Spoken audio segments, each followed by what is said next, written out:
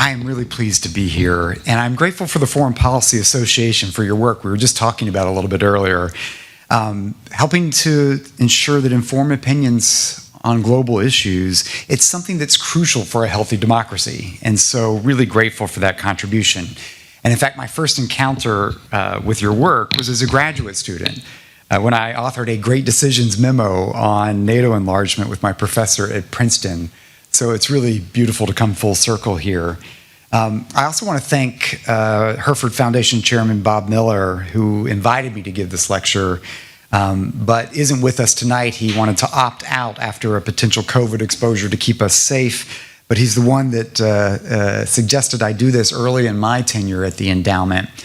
And I also want to acknowledge another Ned stalwart who is trying to get here in between her daughter who went into early labor. She may be with us tonight, Jane Kurtzman, who has just been, along with Bob and the Hurford Foundation, consistent partners of the endowment and important counselors to me. And I look forward to meeting Hilga and seeing Jennifer Hurford.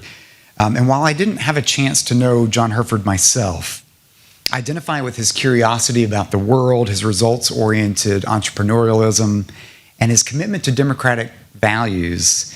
And I had a lunch last year with his daughter, and I found it so fitting that his daughter once worked with a Ned grantee in Peru, helping to connect the dots of his service on our board. So I'm honored to give this lecture, especially when I consider the many accomplished people who've come before me. They include my former boss, my mentor, and former Ned board director, the late Madeleine Albright, and of course, Carl Gershman, the founding president of the endowment. The endowment was created with congressional backing about 40 years ago as an independent nonprofit grant-making foundation dedicated to strengthening democratic institutions and values around the world. But our approach is less project management, it's more talent scouting with a healthy dose of humility. We fund the most innovative and effective individuals and organizations working for democracy, often in the most challenging and dangerous places. But we don't presume to tell our partners what they should do or how they should be governed. We support their ideas. We stand with them in their struggle. Whether it's Nigeria or Russia, the future of every nation ultimately lies in the hands of its own people. Last year, we made nearly $300 million in grants to 1,500 civil society and media organizations working in 100 countries. So it gives you a sense of the scale. You'll find Ned grantees wherever democracy is at risk in the world. In Ukraine today, for example, our partners are on the front line defending freedom by documenting war crimes, countering Russian disinformation, and rebuilding civic life in liberated territories, even as they work to ensure that Ukraine emerges from this war as a stronger democracy. But today we find ourselves in a consequential moment for democracy around the world. In each of the past 17 years, the number of countries that have moved away from democracy has exceeded the number of countries that have moved towards democracy. And we can debate whether democracy is on the ropes, as some claim, or poised for a rebound, as others believe. No doubt populism and backsliding in established democracies is certainly part of the story. But there's no doubt in recent years that the autocrats have taken their fight against freedom to a new and dangerous level. While sharpening their repression at home, they've embarked on a systematic and sophisticated global effort to corrupt and destabilize democracies while actively seeking to prevent democracy from taking hold. What about the corruption that the United States brings to all these other nations in the world? Afghanistan, we've taken over $9 billion in their foreign assets because we supposedly don't like the government, so we can their population. I look forward to the conversation. We went in there under false pretenses, under Welcome, weapons of Jane. mass destruction, and we've left destruction in that nation. What about Syria? Right now, I look forward to the conversation. there's a terrible earthquake that just hit the Syrian Yeah. population, and we're not sending them any aid because of these sanctions that we put on them. There is no democracy that we're pushing in all these different nations. Sir, I would welcome an open conversation. It's a fascist country. The world has rejected your democracy. Syria, Afghanistan, Iraq, Libya. Everything you tried to do has failed. And you will be forgotten. You are a plague. And guess what? The I welcome the Bullshit. I welcome Don't having the say it conversation anymore. tonight. There is no democracy you're promoting. You've only brought death, and you know that. But guess what? It hasn't worked. I am delighted to have an open conversation about these issues. You were just like Ozymandias. Nothing will remain besides. Democracy in action, freedom of speech, freedom of expression. Yeah.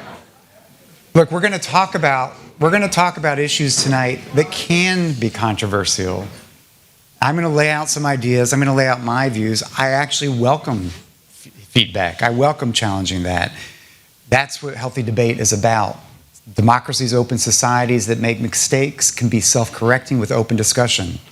I also want to clarify the endowment is an independent institution. We are not the U.S. government, so I'm not here to speak for the U.S. government. Jane, you missed it, but I just gave you a shout out to welcome you. You walked in at a dramatic moment. But Jane, I was saying, Jane Kurtzman is one of the extraordinary contributors to the endowment, and it's a real pleasure to have you with us tonight, especially given your circumstances. So what I was saying is that while we see a sharpening repression at home, we see autocrats are embarking on a sophisticated effort to corrupt and destabilize democracies while actively seeking to prevent democracy from taking hold elsewhere. It's by pursuing their own interests through their own ways of doing business that they are eroding democracy around the world. And their compulsion to undermine free societies provides confirmation of the power and allure of democratic ideals. Democracy isn't perfect by any means. It's actually a pathway for us to make our own mistakes, figure out how to deal with them. But the sheer numbers of those fighting for freedom or fleeing authoritarian regimes around the world, it tells us that people everywhere instinctively understand that their lives are happier, safer, and more prosperous in a free society, something that is backed up by data. And as long as democracy persists, authoritarians never feel entirely secure because they know that despite their rhetoric appropriating democracy and human rights, they don't govern with the consent of their people. Beijing spends billions of dollars on anti-democratic activities because it understands that corroding democracy in the rest of the world ultimately becomes the best way to protect the Communist Party's monopoly on power in China. And Russia works to challenge democratic uprisings beyond its borders to reduce the prospect of homegrown challenges. These dictators view democracy not just as a competitive system of governance, but at times as an existential threat to themselves. So I am by nature an optimist. But at the start of 2022, my first full year as NED's president and CEO, there wasn't a lot to cheer about. The autocrats were playing offense and momentum seemed to be on their side. Xi had become the most powerful Chinese leader since Mao, cementing his authority by jailing opponents, turning Hong Kong into a police state, persecuting Tibetans, and waging genocide on the Uyghurs with impunity. Beijing announced a no-limits partnership with Moscow as Russian troops rolled across the border into Ukraine. In Iran, Ayatollah Khamenei ruled with an iron fist, expanding Iran's influence in Iraq and Syria, sending weapons to Hezbollah and the Houthis. And with the world focused on the COVID-19 crisis, you saw the Taliban consolidate control in Afghanistan, Daniel Ortega imprison his political opponents in Nicaragua, and the military derail the democratic transition in Sudan. But none of this happened just by accident or because people stopped wanting to live in freedom. On the contrary, a 2021 study found that the number of protest movements around the world more than tripled in 15 years. These repressive activities may have taken place in widely dispersed locations, but somehow they were all connected. There is part of a campaign, part of a network of authoritarian states with China and Russia at the vanguard. Pulitzer Prize-winning journalist and NED board member Anne Applebaum, she's coined the term autocracy, Inc. to describe the sophisticated web of bad actors whose tentacles reach every corner of the world, bringing repression, violence, terror, and misery. Throughout the world, the demand for democracy has never been stronger, but so too is the autocrats' determination to defeat it. With strategies straight out of a corporate playbook, authoritarians form joint ventures with other like-minded autocrats to share ideas, resources, technologies. Working in close collaboration, they've widened their spheres of influence through media and marketing campaigns that spread disinformation and divisiveness, and their corrupt deals erode the rule of law and accountable institutions while capturing elites wherever they engage. With a ruthlessness that would be the envy of any self-respecting mafioso, they use money and weapons to gain control of leaders who are willing to sell their own countries to hold on to power and their stolen wealth. So one recent example is the Central African Republic, whose authoritarian president has turned his nation into a Russian puppet state in return for Moscow sending mercenaries to prop up his regime. Not only has the CAR ceded control of valuable timber and mining interests to the Kremlin, but it's agreed to Russia's demand that it abolish presidential term limits and even adopt Bitcoin as a national currency. And this makes it easier for revenue from diamonds and gold to flow to Moscow to finance the war in Ukraine without the hassle of scrutiny or sanctions. Best practices of the worst regimes is one way to think about this. So unfortunately, they've proven to be effective. Beginning around 2006, a remarkable 30-year period of democratic expansion came to a halt. Much of it had to do with problems in established democracies, including our own. More recently, this new authoritarian resurgence we've seen has accelerated the worldwide democratic recession that continues to this day. When I was born in the 1970s, there were fewer than 30 democracies in the world, and by the time I got to college, the number had risen to nearly 80. Western democracies saw the fall of the Berlin Wall, the collapse of the Soviet Union as the inevitable triumph of democracy over communism. With the Cold War over, freedom could flourish. Like many, I was intoxicated with a sense of opportunity, of possibility in this brave and free new world. It wasn't all good news, of course. There was the Tiananmen Square massacre, Iraq's invasion of Kuwait, bloody wars in the Balkans, a genocide in Rwanda. These are experiences that shaped my own career. But burgeoning democratic openings made these tragic events the exceptions, and democracy seemed ascendant. The United States was the only remaining superpower and guarantor of global order. We couldn't imagine democracy being on the defensive. We were wrong. In the wake of the Cold War, democracies thought deep engagement with Russia and China would encourage political reform. I was part of that effort. We welcomed them into the international system, hoping they'd develop into reasonable stakeholders. But we saw as Putin and Xi became ever more autocratic at home, they turned their back on this prospect and over time began to exploit democracy's openness to weaken it from within. The commitment of democracies to open exchange of ideas renders them particularly vulnerable to forms of influence that are known as sharp power, a concept that's introduced by Chris Walker, the NED's Vice President for Studies and Analysis. So hard power uses force to achieve an outcome. Soft power relies on persuasion. Sharp power is when an authoritarian state seeks to undermine democracy in other countries by capturing elites, by sowing chaos, stoking polarization, by spreading disinformation. And it's an approach that can work almost anywhere, but it's particularly effective where democracy is just taking root or hasn't yet delivered all the benefits people were expecting. And the autocrats understood that in the digital age, keeping their own people in check wasn't going to be enough to maintain their hold on power. They would form a new network of like-minded regimes that worked in close coordination to undermine democracy throughout the world. Now, history is littered with dictators and despots that are working together to maintain their own power. More than 200 years ago, the monarchs of Austria, Prussia, and Russia joined forces to fight revolutionary France.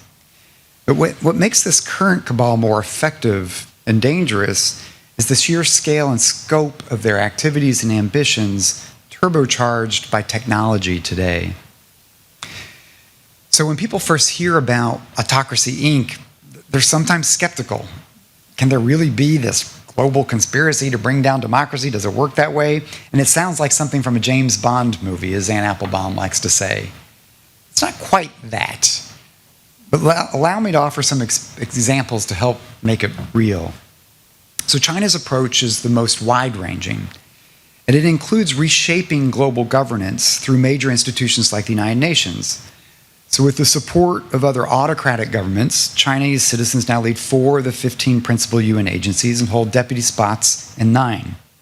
And China's played a decisive role in removing civil society that's critical of human rights records from UN proceedings. And its no vote has shielded many of its fellow autocrats from criticism in these fora. China isn't alone in its efforts to bend global institutions to its will. Russia and other regimes have illegally used Interpol, the world's leading police cooperation body, to track down their exiled political opponents. Understanding the power of media, China and Russia have been providing countries in Africa and Latin America with news and programming favorable to their interests for years, and the investment's paying off. Case in point, when the Kremlin's messaging about its invasion of Ukraine has gotten zero traction in the West, it's gained credence among people in the global South. But this isn't just about providing alternative perspective on information. The approach is more sophisticated. Throughout Africa, for example, Beijing has mounted a concerted effort to reshape the media ecosystem. Chinese companies now produce 50% of the smartphones in Africa, which come preloaded with news apps that provide only sanitized news favorable to Beijing. It's building a monopoly of providing satellite coverage to rural communities across the continent. And thanks to Chinese broadcasters, Russia Today is back on the air across Africa. Beijing's also invested in digital and physical media infrastructure, whether it's buying the only printing presses in one East African country, the leading news agency on the continent, 60% of the leading newspaper in a southern African country. China's hosting up to 400 journalists a year across the continent on exchanges as it works to co-opt editors and writers, negotiates content production agreements with African media outlets, and resorts to direct payments to scholars to publish op-eds that are written in Beijing. So we don't need balloons to tell us that China is conducting surveillance on a global scale. Using big data and biometric and facial recognition, the government's built a sophisticated system to keep tabs on its citizens at home, and now offering that technology to over 80 governments across Africa, Asia, Latin America, and Europe, making repression easier and more affordable than ever. This technology push has brought one silver lining. It's catalyzed the development of innovative tools to help democracy advocates working on the front lines with new strategies for ensuring their digital and physical security and circumventing efforts to block the internet or control information. When it comes to old school transnational aggression, Russia and Iran are still leaders of the pack. In classic autocracy Inc. style, Putin gave Belarus's dictator, Alexander Lukashenko, a $1.5 billion loan and weapons to use against anti-government protesters before the crisis in Ukraine began. And it came along with expert coaching on police coaching on how to crack down on demonstrations, as well as media presenters to shape the narrative. Russia's deployed the Wagner Group, its violent band of mercenaries, to prop up human rights abusers in countries like Syria, Yemen, Libya, and Mali. Meanwhile, Iran is now supplying Russia with drones and weapons for its war in Ukraine, and Putin shows appreciation by helping Tehran suppress dissidents among its people. Even impoverished North Korea and embattled Burma are demonstrating their fealty to Moscow with artillery shipments. And in the Gulf states, the UAE and Saudi Arabia have undermined democratic voices from Bahrain to Tunisia and Sudan. All engage in transnational repression, going after their perceived opponents within our free societies. New Yorkers know this well from the FBI's investigation into a Chinese police outpost here in Manhattan as part of a global network of more than 100 such outposts documented by human rights groups. So as we consider the global ambitions of these autocrats, we can't lose sight of their impact on real people. Last December, when I was in Berlin, I met Gulbahar Yalalova, who testified at the Uyghur Tribunal, a UK organization that's investigating China's persecution of Uyghur and other Turkic Muslim populations. And her story is the stuff of dystopian nightmares. A citizen of Kazakhstan, she was on a business trip to Urumqi, China in 2017, when she was awakened by police in her hotel room, arrested, and taken to prison under false charges of terrorism. She was stripped of her clothes, her name, and her national identity. Her Kazakh passport was replaced with a Chinese ID card, which designated her as a Uyghur from Xinjiang. And over the next 15 months, she, along with hundreds of other women, as young as 14, as old as 80, were systematically beaten, starved, even tortured. Punishments that the Chinese Communist Party deems appropriate for such alleged crimes as listening to forbidden songs, using WhatsApp, visiting another country. Some of her colleagues had their fingernails removed. Others died from complications from forced abortions or sterilizations. Gang rape was a regular practice in some interrogations. It took more than a year for Gulbahar's family to find her and secure her release. Others have not been so lucky. She was grateful to have survived, but physically and mentally broken in ways that will never mend. And she's haunted by the memory of the women and girls who remain detained, who have no one to save them. And since the crackdown on Uyghurs began in 2014, over 1 million have been detained in so-called vocational education and training centers, internment camps, in what is the largest detention of ethnic minorities since World War II. More than 16,000 mosques have been destroyed as part of a broader suppression of religious practices. Hundreds of thousands of children were forcibly separated from their parents to be raised as loyal Chinese. The result is that birth rates in the region fell by 60% over 3 years. The US government and others have now designated the Chinese actions as genocide. Tibetans have been subjected to comparable practices. Approximately 1 million Tibetan children have been separated from their families, placed in state-run boarding schools as part of an effort to erase their language, religion, culture, identity. So Gulbahar's story reminds us that the fight for democracy and human rights isn't just an intellectual debate about which form of government is better, superior, public policies. It's about ordinary people who want to live in freedom without fear of arrest or persecution, in a society where they can debate and disagree on major policy ideas. It's about regimes who understand that the only way to make the world safe for autocracy and kleptocracy is to use technology and repression to control their people, to reshape international norms, to render international institutions impotent, to manipulate information in ecosystems, in effect to make the world dangerous for democracy and freedom. It's about Gulbahar and all of those who at this moment are living a horror story that for many of us is just almost beyond comprehension. So no, there wasn't much to cheer about at the start of 2022. But by the start of this year, a shift was palpable. Because of their own mistakes, the autocrats were on the defensive, as citizens rose up demanding respect and freedom. Ukrainians stopped and then began to push back Russia's invading forces. Tens of thousands of Russians summoned the courage to protest the war, knowing that they faced arrest, with 20,000 now in detention. Another million fled their own country to avoid being called up to fight a war they don't believe in, no matter what Putin says. A deadly fire that killed Uyghurs that were trapped in their apartments because of China's zero-COVID policies unleashed the largest wave of civic unrest across China in decades. It became known as the White Paper Revolution, leading Xi to reverse course on the pandemic. And on the eve of what should have been Xi's triumphant 20th Party Congress, Peng Lifa, better known as the Sitong Bridge Man, unfurled banners that went viral before censors could act. And they read, "We want food, not COVID tests. We want reform, not cultural revolution. We want freedom, not lockdowns, elections, not rulers. We want dignity, not lies. Be citizens, not slaves." In Iran, the death of Mahsa Amini, resulting from a simple headscarf violation, sparked protests throughout the country among every major ethnic group.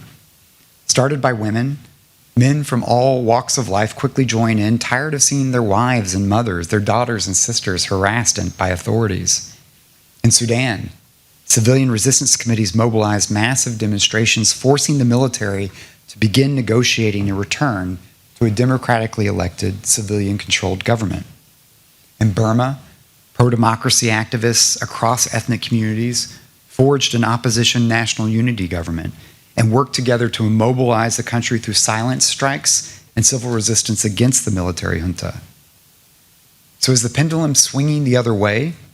Are the autocrats being confronted with the consequences of their bad decisions and overreach? In an article published just before her death last year, former Secretary of State Madeleine Albright wrote about a period during the Cold War when many thought Soviet-style governments would last forever because of their willingness to quash dissent before it could take hold. Then the Iron Curtain lifted and the Berlin Wall fell, taking the theory of totalitarian permanence with it. Democracy, Secretary Albright argued, is not a dying cause, but is poised for a comeback, in part because the world's two most prominent authoritarian states, she writes, China and Russia, have squandered their best chance of offering an appealing alternative to liberal democracy. Putin, Xi, and Khamenei may or may not be nearing their own Berlin Wall moment anytime soon. But the fall of the wall and the relentless courage of ordinary people, despite even harsher repression, it reminds us, the demand for democracy remains strong. And under the right circumstances, even the most repressive and seemingly secure regimes can crumble. So as Putin orders 500,000 Russian civilians into involuntary military service, the war in Ukraine can no longer be ignored by ordinary people whose sons are being sent into battle as cannon fodder. More failures on the battlefield could fuel a game of thrones in the Kremlin among elites already rattled by a sharp upswing in the mysterious deaths of prominent officials and business leaders. There's no way to predict when a democratic breakthrough might occur, and it's not our role to do so. Democratic movements are dramatically more effective and sustainable when they are homegrown and nonviolent. The future of any nation must rest in the hands of its own people. That's the essence of democracy. But as we saw during the fall of the Iron Curtain and during the Arab Spring, when a regime falls in one country, there can be a domino effect. And unlike open societies, with built-in shock absorbers providing outlets for people's frustrations, repressive societies seem stable, while in truth they're brittle. So these are indeed challenging times for those of us who believe so passionately in democracy. I remain optimistic. More democratic states may be under threat. We may have profound challenges within our own democracy and other established democracies. But most people in most countries prefer the dignity that comes with freedom, and many are willing to risk everything in its pursuit. I'm not naive. The environment remains hostile. The autocrats are playing their long game. So must we. History may yet be on democracy's side, but in an era of repression, polarization, rising illiberalism across the world, reversing the tide will depend on good defense and an even better offense. There, of course, is no equivalency between the open, nonviolent tactics of democracy movements and the repressive, corrupt, and violent techniques of autocrats. Nonetheless, there are lessons worth learning from the autocrats' playbook, starting with Democrats working together in solidarity. To defeat Autocracy, Inc., we need Democracy United, a focused and coordinated counter-mobilization against sharp power globally. As Journal of Democracy co-editors Will Dobson and Tariq Masood write, sharp power can only succeed where people are indifferent to democracy's survival, incapable of recognizing it when it's under threat, or unwilling to act in concert to resist that threat. Most urgently, that means democracies must help Ukrainians defeat Russia and preserve their freedom. The free world must also work together to help Taiwan safeguard its democracy. To lose either to authoritarian invasion would be a catastrophic blow to the cause of global freedom.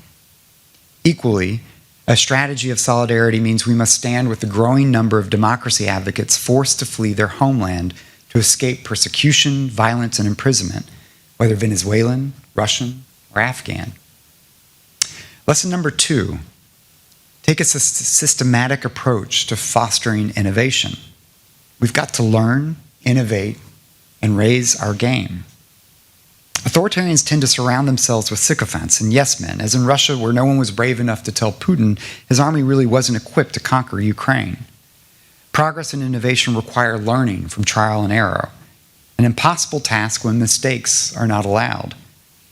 So at the Endowment, we're aiming to help our partners outpace and outflank the autocrats by investing in democratic networks in which they can share new ideas and best practices across movements and regions. This includes cutting-edge approaches to fighting disinformation, protecting the integrity of the information space, tackling transnational kleptocracy, and fostering democratic unity to counter authoritarian influence. We're accelerating and sharpening efforts to ensure that democratic activists have access to the latest tools so that they're able to work more safely and effectively. And through our grant making, we're supporting efforts by civic actors to gain a seat at the table to shape new digital and technological norms and to bring transparency to decision making, shaping the future. Lesson number 3, be prepared to take advantage of opportunities. With the support of Congress, NED is investing significant resources to support opportunities for democratic organizing in the lead up to elections, whether or not they are likely to be free or fair. And this year alone, democratic actors are working to expand their room for maneuver ahead of elections in Nigeria, the Democratic Republic of Congo, Thailand, Turkey, Poland, Bangladesh. And we're responding to events and meeting demand from partners, as Iranians suddenly mobilized in protest, or as Sudanese, Tunisians, and Peruvians organized to restore their path to democracy. Lesson 4.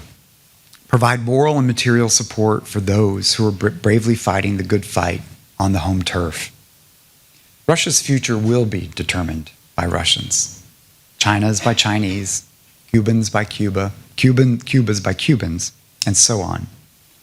But we, as members of a broader international community, we don't have to remain passive, just watching activists and citizens when they're arrested, mistreated, killed in their quest for human rights or basic freedoms. When they seek it, we should give them support. This means supporting the work of human rights defenders and grassroots civic groups, of those working to overcome efforts to block access to independent information, of those pushing for accountability and transparency in governance, and of those working to document abuses and advocate for persecuted communities. This past December at NED's own Lipset lecture, Anne Applebaum described in detail the many ways in which autocrats were subverting global freedom globally. And during the Q&A, she was asked if she remained optimistic. And here's what she said. Pessimism is irresponsible. You have to be an optimist. There's no law of history, no rule that says we are declining. What happens next depends on what we do.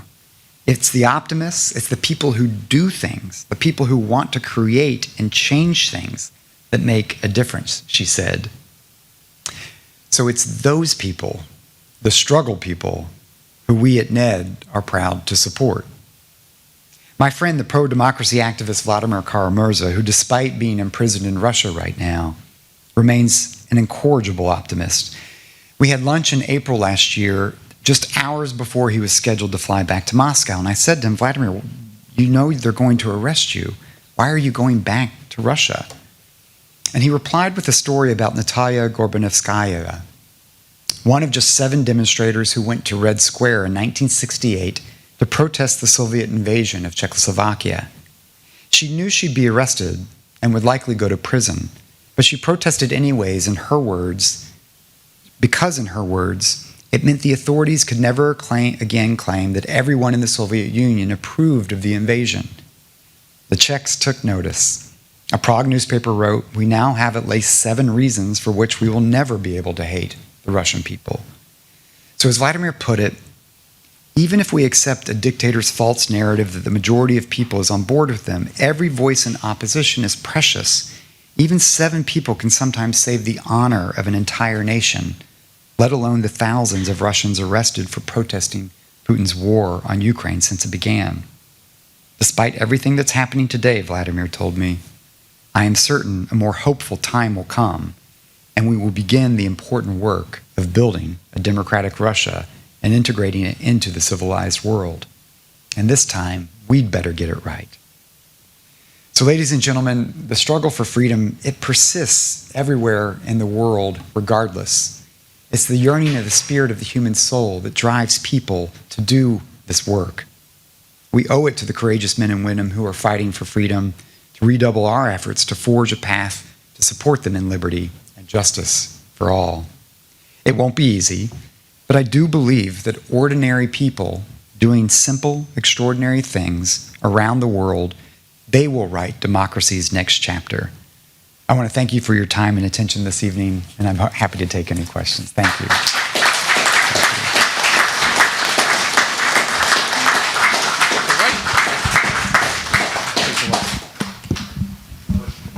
All right.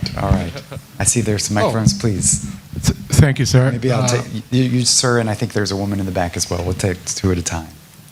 Okay, please. Oh, the mic? Yes. Okay. My name is Wilson, and I'm originally from Ethiopia. And I came here 20 years ago as an asylee because of the political persecution that I faced. And my brother was a lawyer here, but he was also a constitutional lawyer, worked with your endowment in Ethiopia about 30 years ago to bring democracy and everything. But that didn't work. In 1996, 97, we were all reading Francis Fukuyama's book that democracy, liberal democracy, is going to be, universal. Now the Chinese, with their Road and Belt initiative, are giving money to a lot of African nations. They are indebting all these nations, small poor nations, and they are allowing autocrats to do whatever they want to do, because with the United States, there's also, some kind of check and balances. The Communist Party makes all the decision. The private industry in China, follows the Chinese government. In the United States, private investment is, decentralized, and Congress is divided. So there's no way of countering Chinese investment unless there's some kind of movement. Question. Yes. So in Ethiopia, there is a lot of killing and murder right now, and what are you doing about it? And two, the climate change is going to bring a lot of war and conflict within nations. What do you think could be the solution for that? Was there a question in the back as well? I can take two at a time if that makes sense. No. This gentleman here. I'll take both of these, please. Thank you. I have more of a comment what is your name, sir? than a question. What's your name, sir? Dennis Chang. Thank you. And I wish to address the issue of the repression of the Uyghurs, but especially, just Muslims in China. And, we are led to believe by a lot of this rhetoric, especially with the use of the word genocide, that there's this complete oppression of these minority groups, especially Muslims. And I can only tell you, I lived in China from 2004 to 2006. I was employed by an American university, Fort Hays State University, to lecture in the subjects of anthropology, American history, and European history at a university in northeastern China. And I made it a point to travel around as much as I could to see how much real oppression is being practiced by the Chinese government and how much freedom there actually is. And I was surprised, almost to the point of being shocked, at how much freedom I saw. Especially, first, the size of the Muslim minority. It's not just in Xinjiang province. I spent a month traveling around Xinjiang province, especially observing the treatment of Uyghurs in that region. But I also saw very large communities of Muslims in northeastern China, which is where I was actually, the university I was teaching at, that was where I was based, and in Inner Mongolia. And as I said, I can only speak to what I saw at a mass on the grassroots level amongst the society at large, and I can say that there was no oppression that I could see of the practice of the Muslim religion. Got it. I'll respond, Dennis. I comment, not a question, but I'll still respond to that if I might, Dennis. So first of all, Wilson, let me just say, I didn't address it in my remarks, but one of the most horrific humanitarian catastrophes has been playing out in Ethiopia, and there are hundreds of thousands that have been killed in the fighting that's afflicted Ethiopia. And so my heart goes out to many of your compatriots. I'm sorry? I know. Yes, I know. I know. So I guess a couple of things. You had a couple points built into there. Let me just underscore the humility. We're an independent foundation based in Washington. It's not, we don't sit in Washington at NED, take guidance from the US government, or even at NED and say, what do we do to Ethiopia? It's not how we approach. Our approach, in fact, I have Ethiopians on my staff, like we have folks, we take proposals in 55 languages. We have 55 languages on staff. Anybody can come in at any language. Our staff is often from these countries, from these regions. And it really is to respond to demand. What is Ethiopian civil society, independent media, journalists, what are they trying to do? What are their ideas? What do they want to do? And do we have the honor to provide some modest support? Because ultimately, we believe in being long-term consistent. Oftentimes, US policy, other countries' policies change. So you can have big zigzags. The endowment has the beauty of just having a consistent mission to support democracy. And so we believe in that consistency of long-term presence and support. I've just come back from Nigeria, and the partners that we were supporting during the military junta in Nigeria played a major role in the transition from Nigeria, from military, peaceful transition from military to democracy. They remain icons and sort of very powerful voices of conscience in Nigerian society today. That long-term support, small groups that we invested in 20 years ago are now helping to run nationwide 225 million voter parallel vote counts. It's a long-time consistency to support the ideas, the indigenous, the work of local partners, their struggle, their approach, their ideas. And so we don't take on the role of how do we fix Ethiopia? It's just not the mindset. I think we need to support Ethiopians in their struggle. And so it is with humility that we come to this work, because you've seen from US policy or others, trying to remake other, like that's not the thinking. That's not how I think about sustainable change. Now, you mentioned Frank Fukuyama, who was very active at Stanford, was part of the endowment family, once on our board. And in many respects, right, the end of history, democracy's triumph. But on the other hand, what we've seen is some of Frank's argument has been right. As you see other autocratic regimes, particularly the Chinese Communist Party, appropriate the terminology to try to redefine what democracy means, to use international institutions to reshape how we think and apply human rights. And so in some respects, they're not resisting the word democracy or human rights. They're trying to redefine in a way that protects abuses or protects autocrats. It's actually slightly more insidious, but it does point to Frank's point that in some respects there's an exceeding the existential argument that legitimacy is grounded in people. Dennis, your point, and you of course have had your experiences. I respect that. All I can do is to refer you to a very deep body of research that is first led by the Uyghur community. The documents from beginning in 2014, so many years after you were there, a significant crackdown on the Uyghur communities that were in East Turkestan, primarily in East Turkestan. 2017, the opening of an internment camps that have led, and it's not even, I don't consider it rhetoric, I'm citing sort of the work, the research, first of the Uyghur community, of many others that have backed this up about what has happened to that community.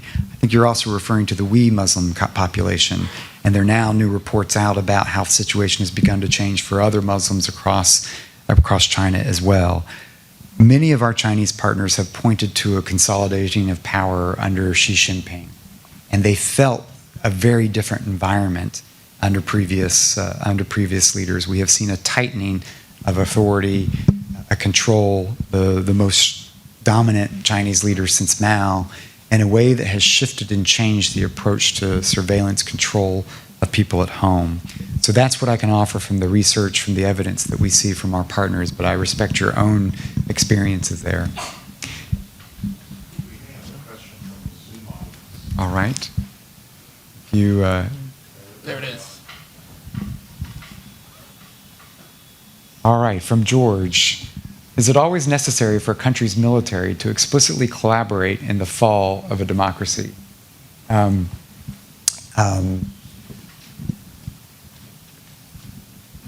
know, there are a couple ways. You've seen different approaches. You've seen different things happen historically, and the role that military has played. Part of what goes into a lot of strengthening of democratic institutions is how to develop a culture of civilian control of the military, and that is a difficult concept in many places. So you have seen in many circumstances where often military is part of a societal pushback because of how ordinary soldiers are treated. Whether disrespect for their regard, for their life, lack of even food supplies. You've seen this historically in Russia as well. You've also seen in many efforts where societies have changed to build relationships of trust and confidence between those who might be civic activists and those in the military who want to navigate a way forward. Sudan is a really good example of a negotiated path forward and a return to democracy in which citizens groups, political actors, because of protests on the street, forcing talks around a table, negotiating with the military, came to an agreed set of terms for restoration of democracy in Sudan. You saw this fall apart after about 12 months, and you saw the mobilization of the population again, that yet again brought the military back to the negotiating table to try to work out a negotiated way forward. And so you see this play out in many different ways. I don't think there's a cookie cutter approach, but those who are democracy advocates understand that it's in their interest to build coalitions and invite people to be part of what they're doing to reflect the benefit of all society. And so you do see you see at times very unusual circumstances. I worked in the White House at a time where it was not clear in the Orange Revolution whether then President Yanukovych would call the Ukrainian military out to fire on Ukrainian protesters. Actually, it was candidate Yanukovych at the time. He was later president under the Revolution of Dignity. And it was really interesting because this was a post-Soviet military with lots of history, and yet we had been working to build confidence and relationships between U.S. military, Ukrainian military, and it was a jump ball. Folks weren't quite clear, and there were some democratic actors really pushing the military not to intervene while being leaned on by others that wanted a crackdown. And ultimately, you saw the military step back and say, we don't do this. And it led to pretty significant change. So it is, I think, a really important factor to think about not black and white circumstances, but how our alliance is possible in particularly dangerous situations. The truth is that the research is very compelling. When civic movements, when democracy movements turn violent, they're much more likely to fail. And if they do succeed, the likelihood that that country remains a democracy within 10 years is quite substantially diminished. When you see a nonviolent, negotiated action that we've seen from Solidarity in Poland, the civil resistance in India, hopefully what we see plays out in Sudan, when you see a nonviolent transition, it almost doubles the percentage of success that 10 years later that country remains a democracy. And so I think that's a really compelling part. Martin Luther King had it right. Gandhi had it right. The power of peaceful, nonviolent civil resistance. It's not just a smart way to protect human dignity and human life. It's an effective way to help deliver more durable democratic institutions that will protect future generation rights. So that interface between security and protest is significant.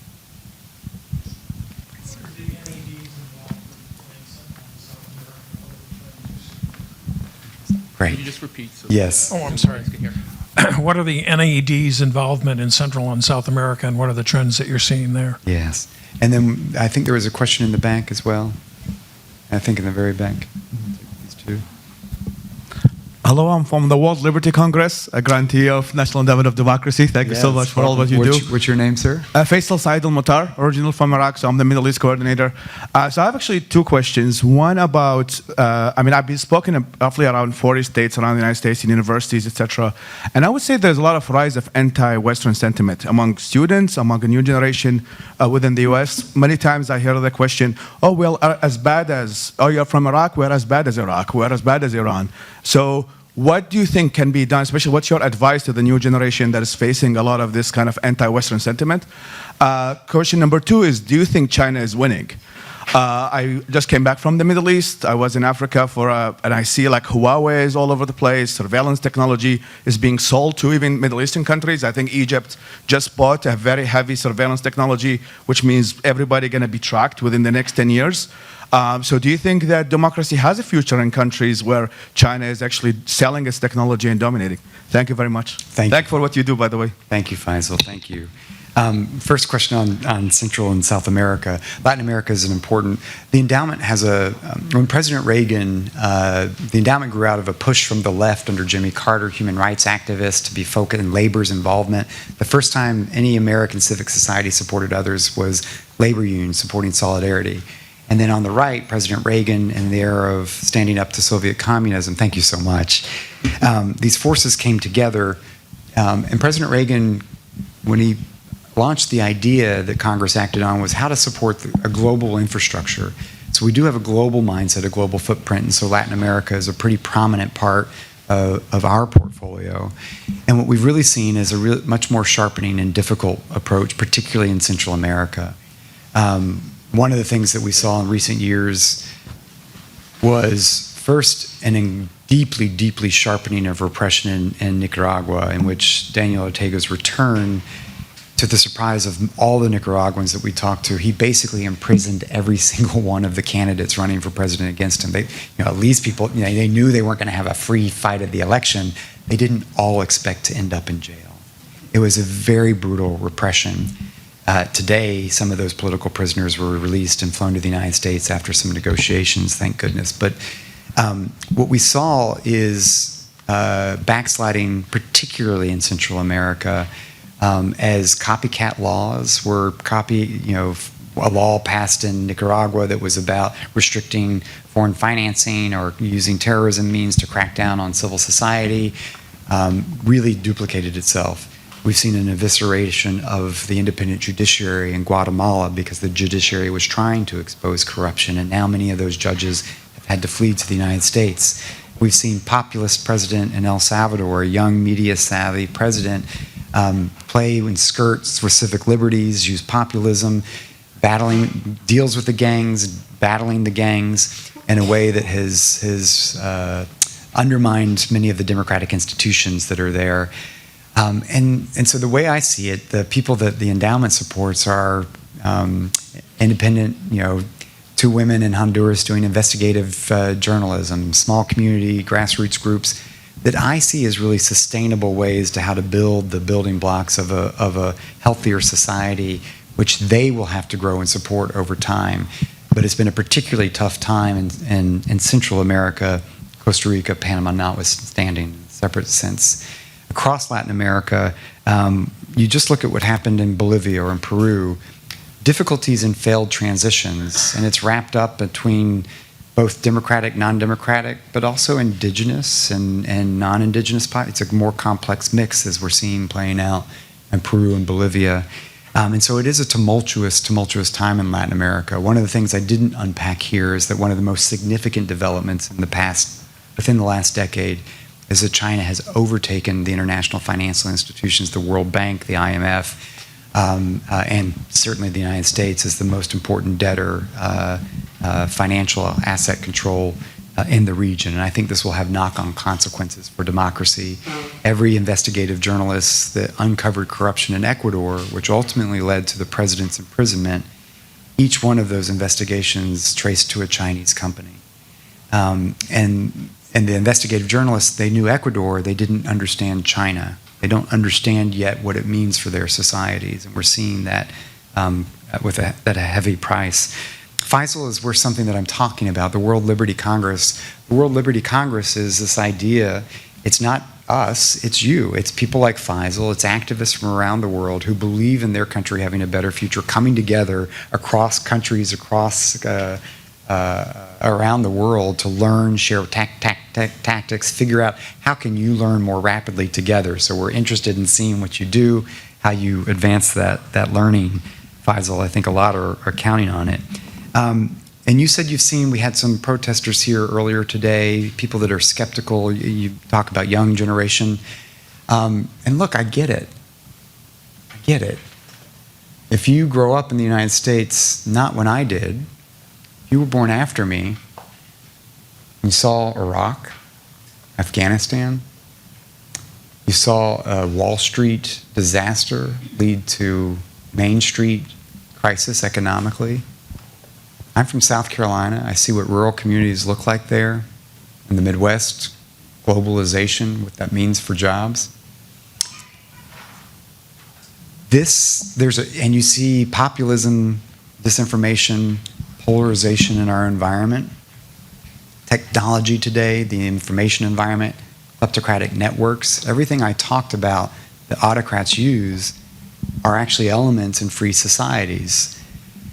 And so, am I concerned about that? I am. But the difference if you're sitting in an autocratic society is you can't talk about it. If you're sitting in this country, if you're sitting in a free society, you can get angry, you can organize, you can protest, you can vote, you can hold people accountable, you can make institutions work, you can do investigative reports. Democracy isn't the answer. Democracy gives citizens the pathway to achieve their aspirations, but you have to work at it. I do like to also, and I talk about this a lot with our own staff, because we're like, oh my God, we're the National Endowment, we're supporting all these folks, how do we do this when the United States is a mess? And if you think about it, we got things to work through in our country. I come from South Carolina, my congressman is Jim Clyburn, a black man in South Carolina. He has perspective on understanding that Americans' democracy has not always been what people might want to project. And he says in town hall meetings in South Carolina, he says, look, he quotes de Tocqueville, Alexis de Tocqueville in his southern accent, I love it. America isn't the greatest country because it's the most, America's greatness isn't because it's the most enlightened country, but it's a country that more than most other has a means, a way to repair its faults. And if you think about that, you think about our history. I mean, a commander-in-chief, George Washington, any other personality, that would not have come out the right way. The second president of the United States, John Adams, he passed the Alien and Sedition Act and threw every journalist that wrote critical things about him in jail. You think about the run-up to what happened to our Civil War. You think about a Civil War that we fought with not one Confederate military leader or political leader imprisoned or held accountable after the war. You think about the freedmen rights that came out of the war being rolled back immediately. You think about our election of 1877, in which the loser negotiated a deal to become President, Hayes, in exchange for ending Reconstruction, opening up the introduction of Jim Crow laws, leading to decades of repression, leading to civil rights movements in the 50s. Do I need to go on? So work at it, get angry, organize, mobilize. And that's all we're trying to do. Everybody deserves the right in their societies to make mistakes and then figure it out for themselves. And that's what democracy is. Democracy isn't the answer. Democracy gives an opportunity to try to figure out the answer. We are struggling with inequality today. We are not getting it right. But can we research it? Can we document it? Can we scream about it? Can we publish about it? Can we go protest on our members of Congress? That's what happens. That's how change happens. That's why autocrats are often brittle, because they can't open up the space for debate in society about the tough issues that we have to grapple with. And that's ultimately why democracy is a self-repairing way. But it doesn't work if those disenchanted young people stay home, just get frustrated, it's gonna be darker if they turn that energy into how to change things, how to achieve, how to act on how to convince others, how to build coalitions, how to actually translate it into policy. That's how we get stronger. And so, is China winning? Right now, I tried to explain, I think democracy and freedom are under challenge around the world in very serious ways. I'm very concerned about it. I am confident over the long term because what happens? We're slow, we wake up to things slowly, but as we grapple and begin to understand with the challenge, the nature of things we're dealing with, we tend to mobilize, we tend to figure it out, we tend to work together. It's about ingenuity, innovation, and so we better be concerned, we better be working hard, but ultimately what makes it really powerful is it's not about we, Americans, it's not ours to answer.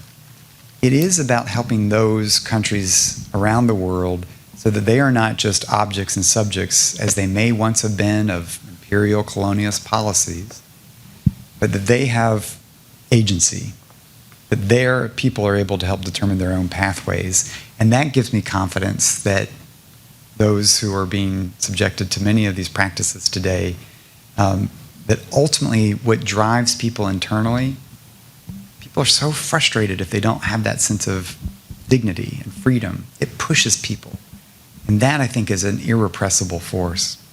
So I think we've probably exhausted it if I have. Thank you.